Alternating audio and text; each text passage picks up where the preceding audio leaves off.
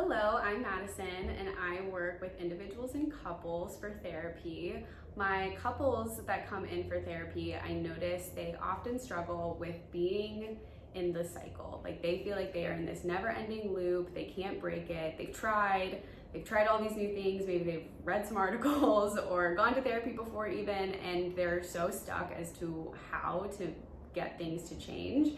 And so when they come to me, I'm really trying to help them figure out, what does your cycle look like and why is it even happening? And then the how part is mostly where I come in, and I can help people in their dynamic of, I often find that the difficulty is, well, I want my partner to change before I change.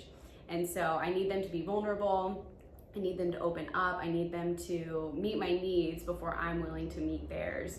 And so playing this kind of game of what I call emotional chicken is where I'm able to help my clients both be vulnerable and understand what the other partner is going through and why they might be scared to open up, why might they be scared to be intimate again, or whatever that looks like, and understand the parts of themselves that are maybe hidden, that are afraid, that are really excited but nervous because what if they mess up? What if they're told, like, you always do this, or whatever that looks like. And so getting to really the heart of the matter is where I support my couples the most. We might be talking about the dishes, but it's never about the dishes. So really getting a couple layers beneath of how you're actually feeling, because if you're arguing about the content, if you're arguing about the details of, you were late to pick me up and I'm so annoyed and I can't believe you did this, versus I felt so abandoned, or I felt like you didn't care about me, I felt like unprioritized. Those are much more like quality and honest ways of communicating with your partner. And my goal is to help people get there quicker so that their partners are more likely to understand them and empathize with them, and then be willing to say, I hear you, and like, let's change it.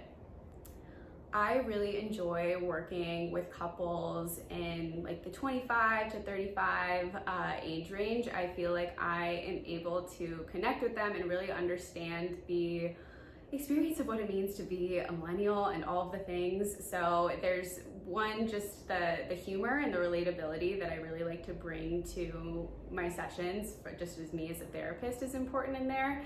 And I also feel like I understand the age of social media, of being a workaholic, of growing up and in a recession, and then being like, what does our life look like now that we're out and still in a pandemic, and all of these different complicated nuances of what it means to be a 20 or 30 something right now. And those are the people that I feel like I can really connect with and gel with in a way that they let me into their relationship and they can really trust me, and that allows me to be a better therapist as a result. My hope for my couples is that they find their way back to one another. A lot of times I notice that their sense of hopelessness is there. They're like, what happened? Where did we go? And I always hold hope. A lot of times I end my first session with being like, you guys, I'm so excited to work with you. And they're usually like, what? Like, we just spilled all this really difficult stuff. How can you be excited about this? But it's because I know what that looks like, and I always hope for them that they can better understand themselves and one another. I tell people a lot of the times that like, conflict will never go away. That's impossible. It's really how we're managing it and how we understand it. And I hope that in the future their conflict can lead them to feel closer to one another, or have a way more profound experience than what on the surface is an argument. It could actually lead you to feel way more intimately close with your partner by actually getting to what's at the heart.